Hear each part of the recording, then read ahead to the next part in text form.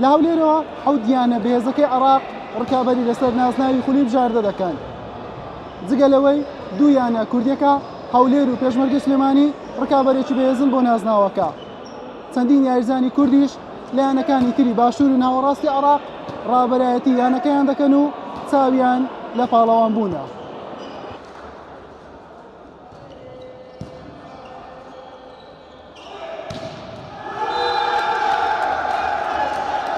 من نەوزا شێرزاد محەممەد لەدایکبوو شاری هەولێری ساڵی 1991 من تا ڕادێکی باش ئاسوودەم لەگەڵەویانە چکە سەرکردەی ئەو تیپەم و هەموو شتێکیش بەدڵی منە و کەم تەنخەمیشیان نەکردەوە بەرامبەرە من دەستخۆشیان لێ دەکەم. ئێمە ئامانجمان ئەو ساڵ لە وەکو یانەی شورتا سەر بکەین بۆ چوار گۆشەی زێڕین، سەر بکەین بۆ چوار گۆشەی زێڕین ئەنجامێکی باشە بۆ یانەی شورتا ئەمساڵ. پیشەگەری ژیانێکی خۆشە بە تایبەت ئەوەی کە تۆ دەچێت شارێکتر پێزی دزامێکردنێت جگە لە ڕاهێنان و مەشقەکانت کە دەتوانانی باشتر ئەنجام بدەیت. ئەگەر لە شارەکەی خۆت بیلەوانی لەبەر ئیش و کاریان لەبەر هەر شتێک نەتوانیت تەمرینەکانی خۆت بەردەوام بکەیت، بەڵام کە لەگەڵ یانەیەکی دەرەوەی شاری خۆتی کە وەکو پیشەگەر تۆ دەتوانی بەیانیەکان استقلال بکەیت، ئێوارەکانی ڕاهێنانی تیمیت هەیە. بەڕای من یاریزان پیشەگەر بێ باشتر لەوەی کە لە شارەکەی خۆی یاری بکە و ئاستشی بە زیاتر بەرەو پێشەوە دەچێت و یاریزانی باشتریشی لەگەڵ دەبێت بۆ ئەوی کە بتوانێت ڕکابەری لەسەرەوەی بکات، شوێنی خۆی بکاتەوە، دواتر ڕکابەری ئەوی بکات بگاتە هەڵبژاردنەی عێراق.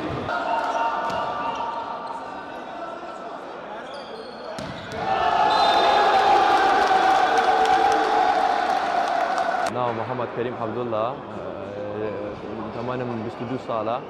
بدایەت سەرەتای دەستپێکردنم لە یانەی شێروانەوە توانیمان پلەی دووەم دەست بێنین لە سەرئاستی عێراق تاسبی دوای پەیوەندیم بە یانەی پێشمەرگەی سلێمانی کرد. 2 ساڵ لەگەڵ یانە بەردەوام بووم، پلەی دووەم و سێممان هینە.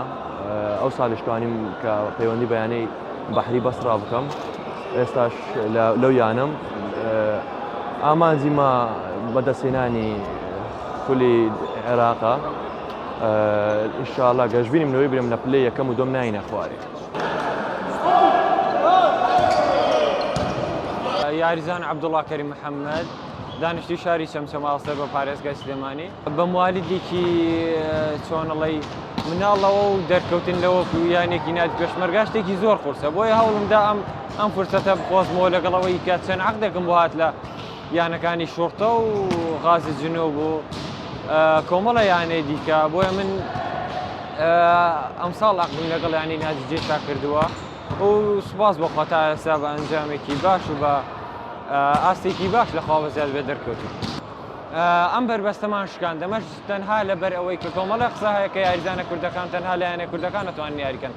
بە پێچەوانەوە نەخێر من نەتوانم ئەمە بڵێم ئەبێتە پایەیەکی زۆر باش بۆ ئەوەی کە یاریزان لەسەر پێخۆی بوەستێت و بتوانێت کۆمەڵە ئەنجامی زۆر باش وەکەوەی کە ئەتوانم بڵێم ئەو کۆمەڵە یاریزانێک کە لە کوردستانە هەیە یان چۆن بڵێم کە کوردن بە پەنجەی دەستە ژمێرین، بەڵام ئێمە ئەمانەیە ئەو بەربەستە بشکێنین بۆەوەی کە ببینە نەوەک تەنها لە عێراقدا بەڵکو بتوانین ببینی یاریزانێکی پیشەگەر لە دەرەوەی عێراقیشدا.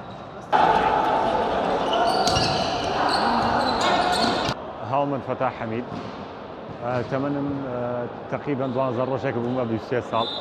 کۆمەڵ یانەی کە هەبوو کە لە یانە بەهێزەکانی یانە بەهێزەکانی دەوری عێراقی، بەڵام ڕاستی من بڕیارێکم مابوو ئەمساڵ بچمە تیپێک کە ئەسڵان لە چوار مەرکەزەکەی یەکەمی عێراق نەبن.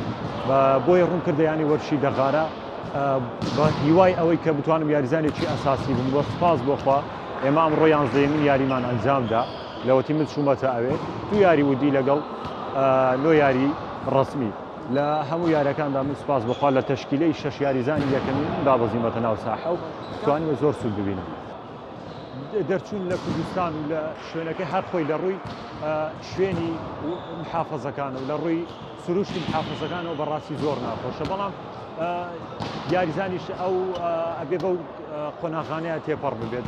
بەڵام وەکو ئەوەی یاریکردن و ڕێز لێگرتن بەڕاستی هیچ فەرقێ ناکرێت. ئێمە لە ماڵی خۆمانەوە دەرەچن هەتا ئەگەمە محافەزەی دیوانیە باوەڕ ناکەم لە 2 سەیتەرە داوای هەوێم لێ بکرێ، بەڵام قورسە هەموو کەسێ ناتوانێت ئەمە بکە.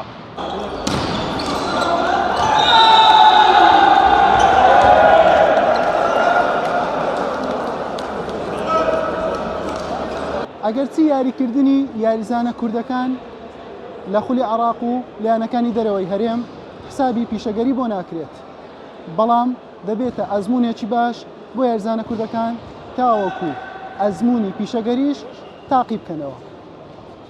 حوسێن محەممەد تایبەت بە پەیامی ڕۆژ هەولێر.